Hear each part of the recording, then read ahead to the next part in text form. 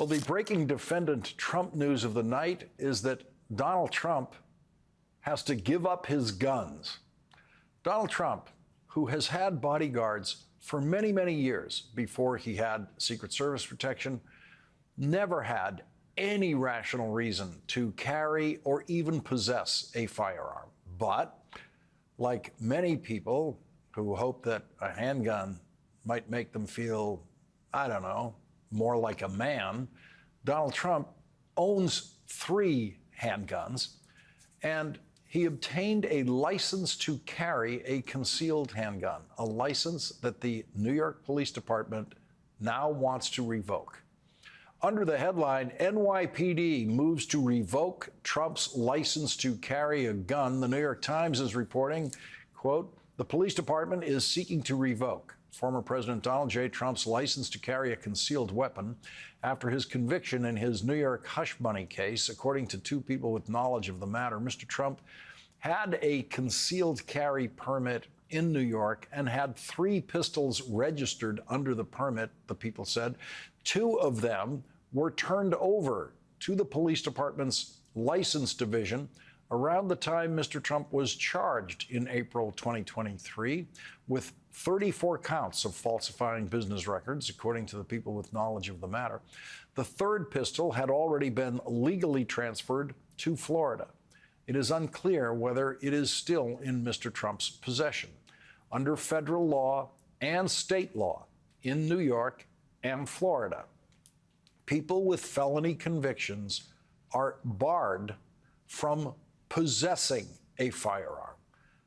So now that Donald Trump is a convicted felon, not only will he lose his license to carry a concealed firearm, it is now illegal for him to even possess the handguns that he never had any rational reason to possess. Even though Donald Trump doesn't need those guns and never used them, losing his license will feel like a man losing his possession of something important to him. It will feel like he lost all of that thanks to the unanimous verdict of 12 New Yorkers. And that will be a form of torture for Donald Trump. Donald Trump is used to having no one telling him what to do, but he is finding out that a lot of people can tell a convicted felon what to do, including judges and probation officers and the NYPD's gun license division. The Manhattan District Attorney filed a response today to Donald Trump's lawyers' requests to lift the gag order imposed on Donald Trump by Judge Juan Merchan, which prevents Donald Trump from commenting about witnesses and jurors in the Manhattan case where he was found guilty. Donald Trump's lawyers told Judge Merchan, quote, now that the trial is concluded, the concerns articulated by the government and the court do not justify continued restrictions on the First Amendment rights of President Trump. Prosecutor Matthew Colangelo told the judge in writing that the judge has, quote, an obligation to prevent actual harm to the integrity of the proceedings, to protect the orderly administration of this court, and to avoid risks to the administration of justice. These interests have not abated, and the court has an obligation to protect the integrity of these proceedings and the fair administration of justice, at least through the sentencing hearing and the resolution of any post-trial motions. And today in Florida, Donald Trump's favorite judge, Aileen Mercedes Cannon, federal judge who was appointed by Donald Trump, scheduled 3 days of hearings in the criminal case where Donald Trump is accused of violations of the Espionage Act and illegal possession of classified documents. Those hearings are scheduled for June 21st, June 24th, and June 25th. One of the defense arguments that Judge Cannon will consider in those hearings is that Jack Smith's appointment as a special counsel is unconstitutional and therefore the case should be dismissed. The judge will also consider the prosecution's motion to change Donald Trump's conditions of release to, in effect, impose a gag order on Donald Trump that prevents him from making false statements that, quote, pose a significant, imminent, and foreseeable danger to law enforcement agents participating in the investigation and prosecution of this case. The government's request is necessary because of several intentionally false and inflammatory statements recently made by Trump that distort the circumstances under which the Federal Bureau of Investigation planned and executed the search warrant at Mar-a-Lago. Donald Trump has been lying and raising money on the lie that the FBI was, quote, authorized to shoot me when the FBI executed a search warrant at Donald Trump's Florida residence at a time in the middle of the summer when they knew Donald Trump is never there and specifically was not there. The prosecutors told the judge that Donald Trump has been spreading, quote, a grossly misleading impression about the intentions and conduct of federal law enforcement agents, falsely suggesting that they were complicit in a plot to assassinate him and expose those agents, some of whom will be witnesses at trial, to the risk of threats, violence, and harassment. In another issue to be considered in those hearings later this month, another one is the defense claim that prosecutors improperly pierced Donald Trump's attorney-client relationship by compelling the testimony of one of Donald Trump's criminal defense lawyers to the grand jury that indicted Donald Trump in the classified documents case. At first, he said she did it out of anger. And then he said it doesn't matter why she did it. In a letter to Congress, Supreme Court Justice Samuel Alito wrote, "My wife's reasons for flying the flag are not relevant for present purposes." And so a Supreme Court justice is refusing to say why his wife angrily, according to him, flew the American flag upside down in what Justice Alito has suggested was an angry run-in with neighbors who posted an anti-Trump sign on their front lawn. Justice Alito has tried to pretend that there was no political context to the dispute. But if the dispute is about your neighbor's anti-Trump sign, that is a political dispute, and you are on Trump's side. The Washington Post is reporting tonight several inconsistencies in what Justice Alito has said about the incident, including inconsistencies about when it actually happened, how long the flag was up, and inconsistencies about why the American flag was flying upside down at his home. In an op-ed piece in the Philadelphia Inquirer, Susan Sullivan writes, "Flying the flag upside down at your home is more than a hint of political impropriety. It is a tangible demonstration of support for those who continue to assert that the election was stolen. It is the chosen insignia of those who tried to hijack the election by attacking the Capitol on January 6th and gut the very constitutional democracy that established the Supreme Court." Susan Sullivan, the author of that op-ed piece, is a former law clerk for Samuel Alito. She writes, "Justice Alito may or may not be biased in favor of the former president, but the flag flying upside down at his home in the past unequivocally telegraphs reasonable questions about his impartiality in cases involving Trump. These questions, separate and apart from the crisis in confidence that such conduct may raise for the court, mandate Justice Alito's recusal from these cases. The gravity of the implications of Justice Alito's refusal to recuse himself from these decisions cannot be understated. At stake is not only the independence of the court itself, but also its credibility and its role as a protector of our constitutional democracy." Joining us now is Susan Sullivan, an assistant professor of political science at Temple University. She served as a law clerk for Judge Samuel Alito when he was on the Third Circuit Court of Appeals before he was elevated to the Supreme Court. Thank you very much for joining us tonight. Was it difficult for you to come to the point of writing this and saying this publicly? Well, yes, it was. I think the first thing I had to do was overcome my shock at this, because it was so unexpected. I was aghast when I saw those photographs because, you know, I've never known Justice Alito to be anything other than an honourable man, to be a man of integrity. So when I saw these flags, or this flag, I mean, just to go back to what you just mentioned, it is irrelevant whether Mrs. Alito flew it or not. The fact is that flag was there. That flag is an irrefutable symbol, you know, not just for people who still challenge the legitimacy of the election, but who actually violently attacked the Capitol. So this is not an insignificant symbol. So irrespective of why it is there, who put it there, it shouldn't have been there. The problem is that flag, you know, is incendiary, and it cannot do anything other than raise a reasonable inference of bias.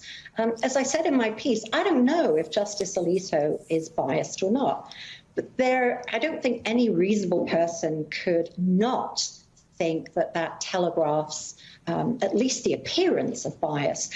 You know, and that is so important. This is a time when the U.S. Supreme Court, I mean, trust and faith in the U.S. Supreme Court is waning.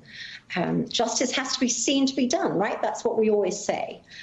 So when you have a situation like this, justice isn't being seen to be done. So I think this decision to recuse himself is misguided. I think it's wrong. I think it's bonkers. It's not a legal term, but I think it is. And I think it's dangerous because of the cases that are before the court at the moment. The standard for recusal is the appearance of impropriety, just the appearance of it to a reasonable person. And Justice Alito says that no reasonable person would conclude this, and he says that this does not, as he put it, meet the applicable standard for recusal. But the applicable standard is the appearance of impropriety. Well, I think generally, yes, it's generally accepted in the legal sphere that it is the appearance of impropriety, precisely because we want to maintain faith and confidence. And if there is any suggestion that there may be bias here, we want to make sure that we step back from that. I think the federal statute says if it raises reasonable questions about bias, I don't think it particularly says the appearance of impropriety, but that's what that's for. Clearly, if there is bias, you need to remove yourself. But because of the integrity of the court, because of the way in which people are looking at the court now and their lack of faith, and they're disgust with the way they see the court acting, the appearance of impropriety, just the mere suggestion of impropriety has to result in somebody stepping back from the decisions, especially decisions that are before the court right now. These people, as we said, this symbol of these people who attacked the Capitol, they support Trump unconditionally. They support Trump unconditionally. So if you've got cases before the court that directly relate not just to the former president, but to criminal cases that involve that election process, the case in Georgia alleging interference with the Georgia count, the case in D.C., Jack Smith's case that has allegations that have directly to do with the January 6th event. So the stakes have never been higher, and recusal is, to me, it just defies logic that one would not recuse themselves from a case like this. The stakes are too high.